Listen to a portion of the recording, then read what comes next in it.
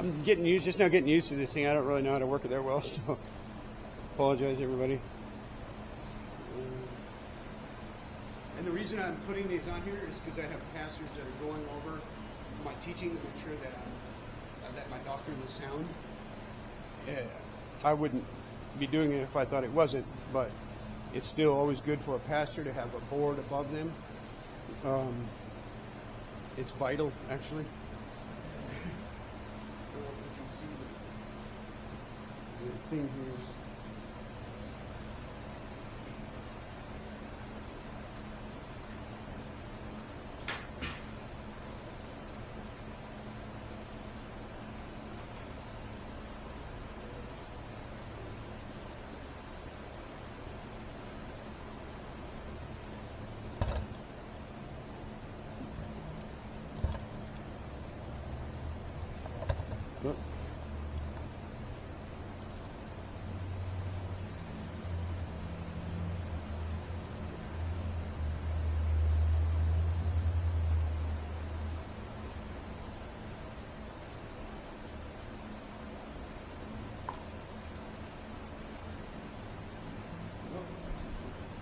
Turn it on. Maybe that'll help.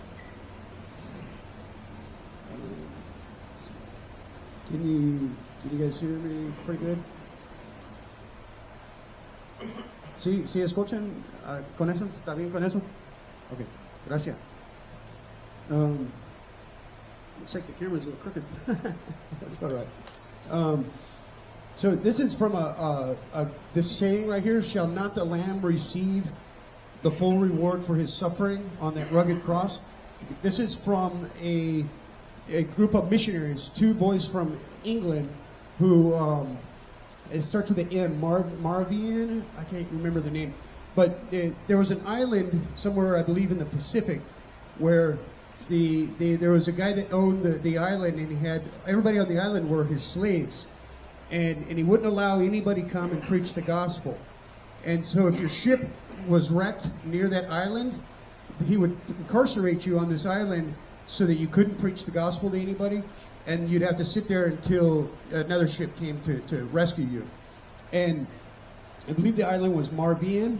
And so these two boys from England, I believe, or somewhere in Europe, I think England, they went and sold themselves into slavery to the man so that they could come there and preach the gospel. And talk about dedication. And on their way, when they got on the ship and they was heading off to the island to go do their work, the boy turned back and told his mom, shall not the Lamb receive the full reward for his suffering? And then I added, on that rugged cross. And then, yes, he should.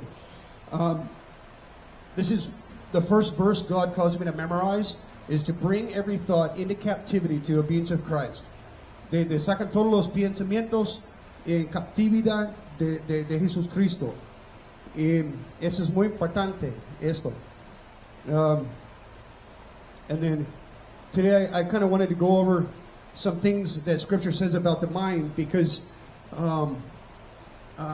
if I'm hearing a gospel message and I don't understand how my mind works or my heart, when the Bible speaks of heart, in the Hebrew it's leb, and what it means is the seat of emotion, the seat of intellect, the seat, it's kind of like soul, the seat of will, appetites.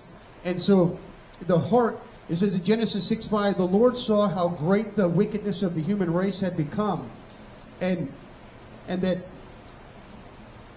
didn't finish that verse, I'm sorry. So it says the Lord saw how great the wickedness of the human race had become, and that all of their thoughts were violence at all times.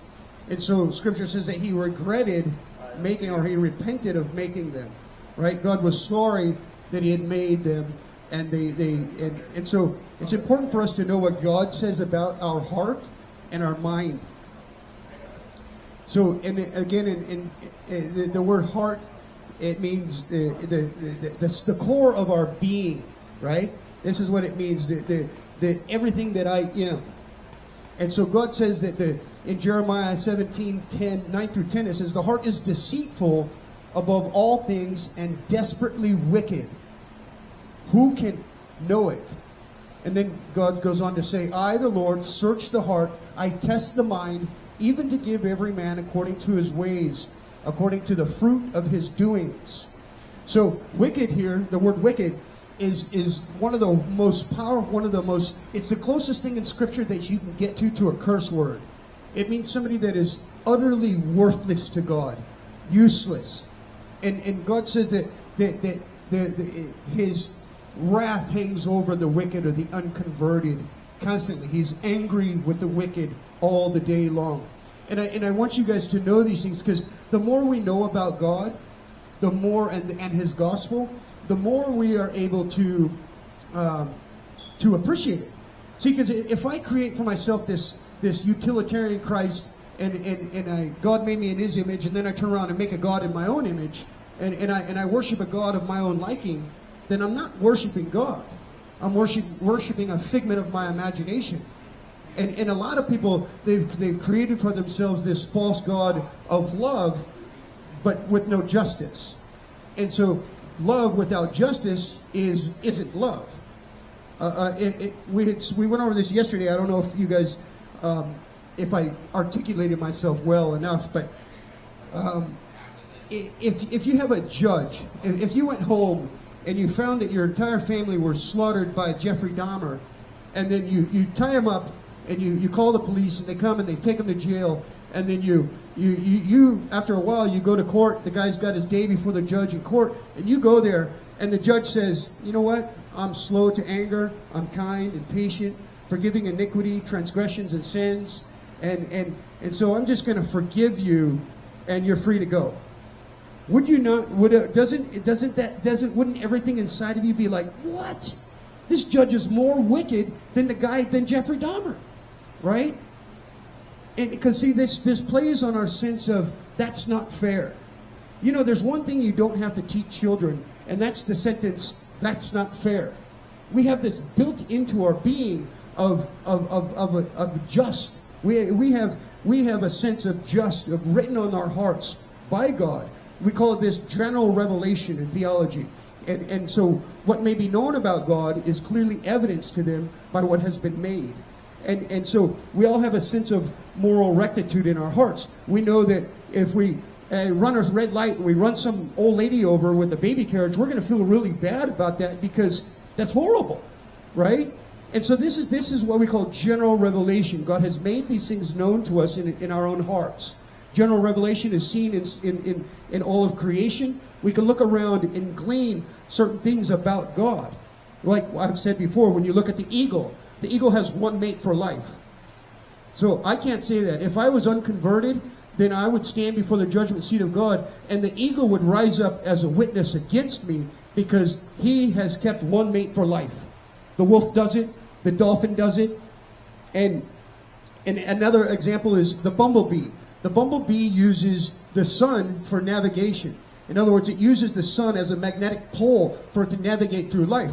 So the bumblebee is going to rise up against the unconverted on the day of judgment and be a witness against them because it itself, that little bee, uses the sun for navigation, like we should use, not use, but like we should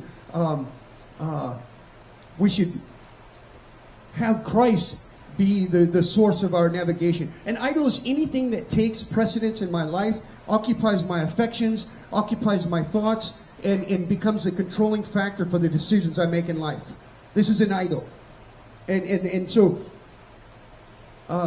it's important that when that our thoughts about God coincide with the God of His own self-revelation in Holy Writ. That's why Scripture is you cannot overestimate the value of Scripture. It is absolutely vital. We want to acquaint ourselves with the Lord and be at peace. And so the reason I'm bringing these things up about the heart and the mind is because Scripture says that Satan incited David to take a census of Israel. Now, did Satan go to David and say, "Hey, David, I think you should take a census of Israel"? No. David would have been like, "Get out of here, man. You're out of your mind. I'm not doing what you want." So David probably got a thought that, maybe I should take a census of Israel. And this was not good. When you look at Ananias and Sapphira in the book of Acts, Peter told them, how is it that Satan has so convinced you to lie to the Holy Spirit. You have not lied to man, but you have lied to God, and bam, they drop dead. And so, when in this verse here, where it says that we bring every thought into captivity to the obedience of Christ, I want everybody to memorize this verse. To bring every thought, this word thought is nous in the Greek, and it's the same word translated when Scripture says, I am surprised, or that just as Eve was deceived by the serpent's cunning, somehow your minds may be led astray from the gospel of